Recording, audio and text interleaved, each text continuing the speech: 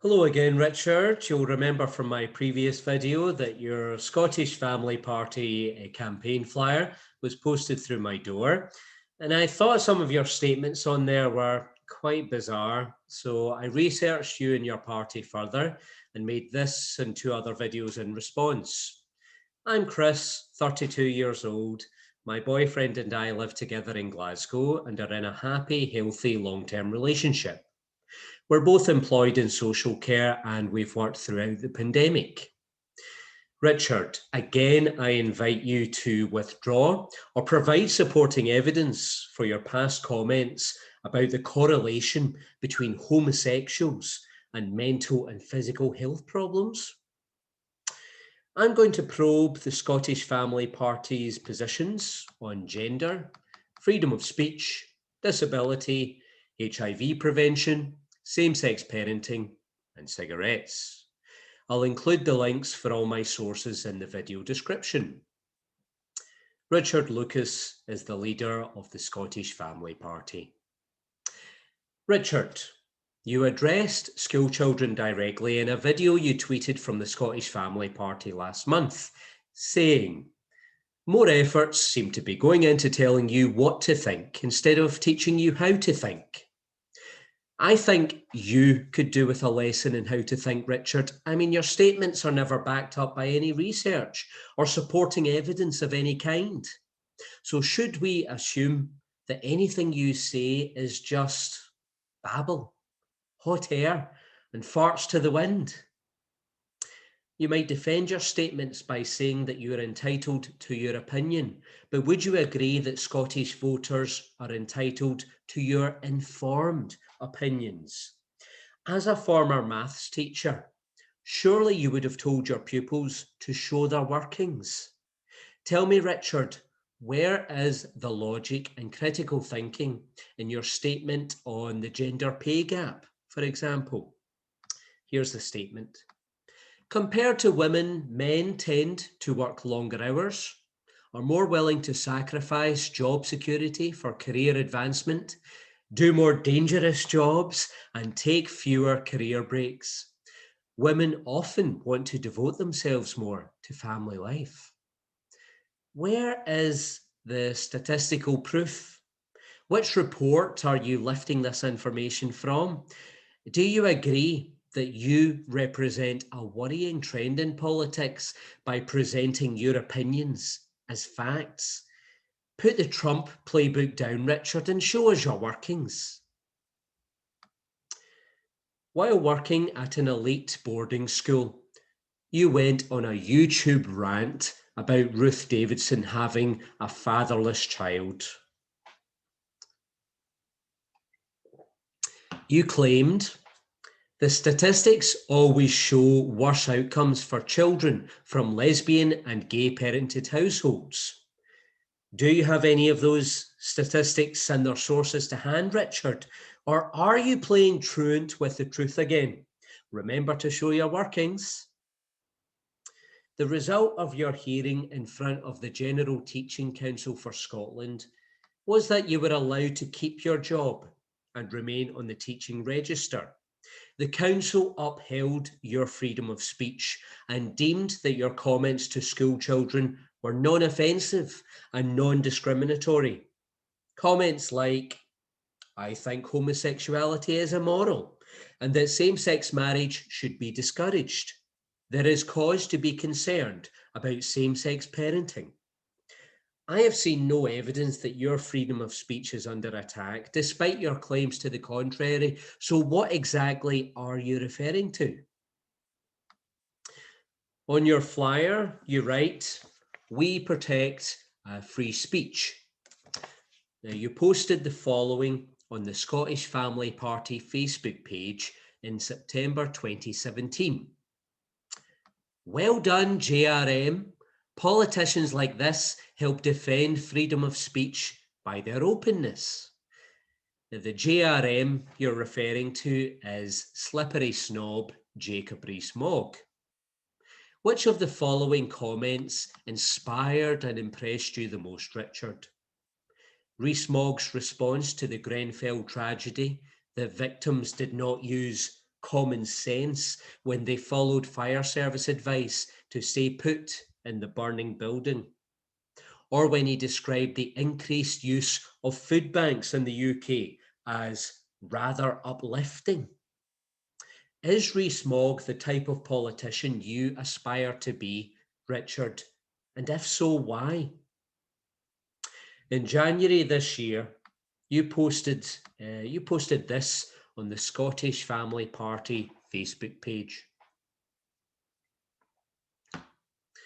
Like the Taliban and countless other oppressive regimes, Glasgow City Council believes that its proper function is to vet the religious views aired in its area of control.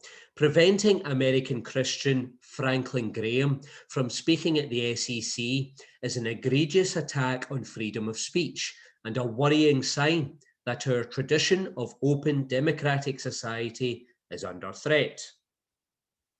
For anyone who isn't aware, evangelical preacher Franklin Graham is a powerful conservative Facebook influencer, head of anti-LGBT charity Samaritan's Purse, and he remains a key Trump ally.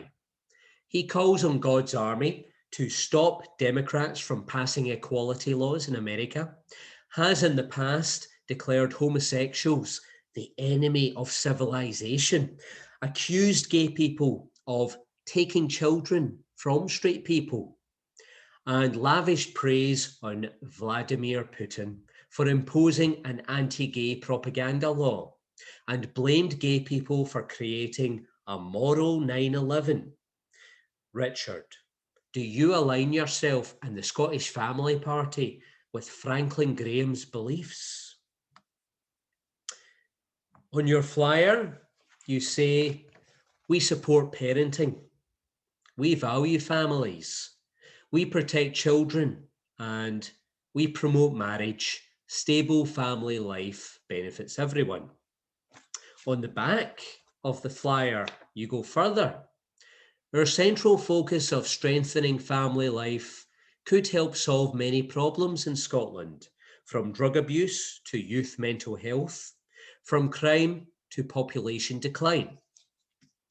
In February this year, the Independent Care Review Scotland was published by the government, and it concluded that the care system was failing to give too many children the foundation they need for later life. It calculated that £875 million a year is spent in Scotland on adult care leavers accessing mental health, homelessness, and addiction services. There are currently about 15,000 children in Scotland's care system. 1 in 12 adoptions in Scotland last year were to same-sex couples. So Richard, would you prefer children remained in the care system than be adopted into a loving, stable family home with same-sex parents? Which option is in the child's best interest and society's best interest? Same-sex marriage has been legal since 2014 in Scotland. However, you describe same-sex marriage as invalid. Could you elaborate on this, please? Would it be fair to say that you are in total favour of gay conversion therapy and that you see homosexuality as an illness to be treated and cured? In April 2017, Scotland became one of the first countries worldwide to approve the revolutionary HIV prevention drug PrEP and make it available for those most at risk. It's been described as life-changing, an essential addition to Scotland's HIV prevention approach. For every person who would have become HIV positive without PrEP, NHS Scotland will save £360,000 in lifetime treatment costs.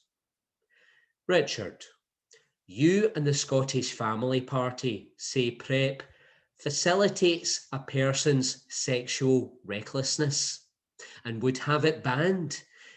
Why are you so keen to roll back Scotland's achievements? It is perplexing that cigarettes, which have killed over 100,000 people per decade in Scotland, are still sold legally. You posted that statement on Facebook in September last year, Richard. Do you want to ban the sale of cigarettes in Scotland? On the subject of disability, you write on your website, some of the challenges that disabled people face do stem from their disability, and blaming society in every case is clearly misguided. Richard, can you offer a few examples of when society should not have to adapt to accommodate a person's disability? On the back of the Scottish Family Party flyer, you've written, we need some fresh thinking and new ideas. And on this point, Richard, you're absolutely right. You do. On the front, you've written, there's a void in Scottish politics, and we're here to fill it. Well, I'm urging viewers to avoid the void by rejecting Richard Lucas and his stale and misguided agenda, also known as the Scottish Family Party. Viewers, if you disagree with SNP or other mainstream politicians, then voting to strip away the human rights of your fellow citizens isn't the way to protest it. In my next video, I'll be discussing the Scottish Family Party's position on sex education in schools and abortion, as well as Richard's integrity and Christian morals, or lack thereof. I will be voting SNP as they have shown excellent leadership during the COVID crisis.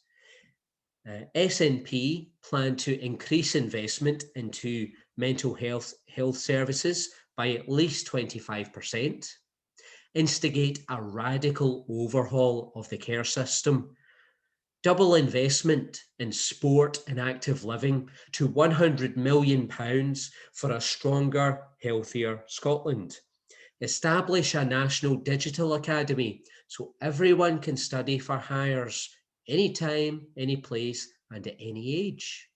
And give a 4% pay rise to NHS workers. Richard, I invite you to respond to any of the points I've raised in this video if you wish, but do please remember to show your workings. Thank you everyone for watching.